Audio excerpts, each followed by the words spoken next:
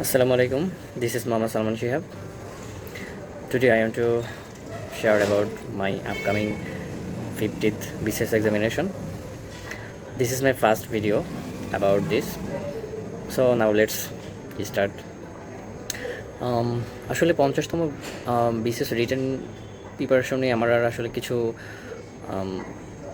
মানে কীভাবে বলবো, মানে এটা আসলে এমন একটা পরিস্থিতি এখন যে যে মানে আমি হয়তো পরীক্ষায় হয়তো নাও বসতে পারি, এরকম একটা পরিস্থিতি এখন তৈরি হয়েছে।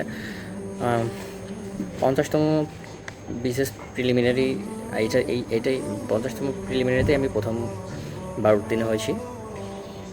এর আগে মেবি 3টা বিশেষ দিয়েছি, বাট কোনোটাতে আমি উত্তীর্ণ হতে পারিনি। বাট এটা আমার প্রথম প্রিলিমিনারি উত্তীর্ণ।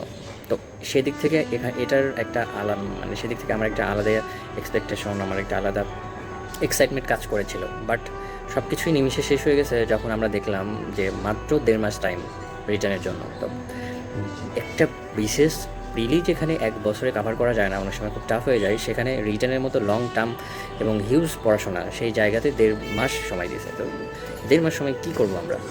আর বর্তমান পিএসসির চেয়ারম্যান সহ পিএসসির সদস্যদের যারা আছেন, মানে তারা কীভাবে এই ধরনের সিদ্ধান্ত নিতে পারে, মানে আমার এটা মাথায় আসে না। আমি যদি 50তম বিশেষ রিটার্নের প্রিপারেশনে যদি চিন্তা মাথায় নিয়ে আসি, আমি ডিপ্রেশনে চলে যাই।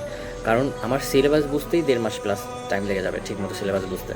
তো সেখানে কী করব? আমি আদৌ পরীক্ষাতে বসতেও পারি, নাও বসতে পারি, কারণ আমার কোনো পড়াশোনা হয়নি। মাঝখানে আমার প্রাইমারি সহকারী শিক্ষক হিসেবে আমি সুপারিশপ্রাপ্ত। তো এইটা নিয়ে আবার মাঝখানে আমাকে দৌড়াদৌড়ি করতে হয়েছে, বেশ অনেক সময় আমার ওখানেই চলে গেছে। তো এই দিক সব কিছু মিলিয়ে আসলে 50তমতে আসলে আপনারাই বুঝতেছেন কী কন্ডিশন এখন আমার। আমি দিন দিন আরও ডিপ্রেশনে চলে যাচ্ছি, মানে আমি নিতে পারতেছি না। মানে বিশেষ একটা অনেক বড় স্বপ্ন। মানুষ রাত দিন একাকার করে যে পরিশ্রম করে, যে ধৈর্য নিয়ে পড়াশোনা করে, তারপরে একজন ব্যক্তি প্রিলি পাস করে, এবং প্রিলি পাস করার পরে রিটেনের জন্য যদি কমপক্ষে 6 মাস সময় না পাওয়া যায়, তো ছেলেপেলে কী করবে? আর বিশেষ রিটেন একসাথে প্রিপারেশন নেওয়া ছাড়া তো কোনো উপায় নাই। কিন্তু সেটাও খুব সহজ বিষয়? এতদিন ছেলেপেলে কি ধৈর্য ধরে রাখতে পারবে? যেখানে একটা 16 গ্রেডের চাকরি ম্যানেজ করতে ছেলেপেলের ঘাম ঝরে যায়। বাংলাদেশের বর্তমান প্রেক্ষাপটে এমন বাজে অবস্থা, সেটা যারা এই গভর্নমেন্ট জবের প্রিপারেশন নিচ্ছে তারা খুব ভালো করে টের পাচ্ছে।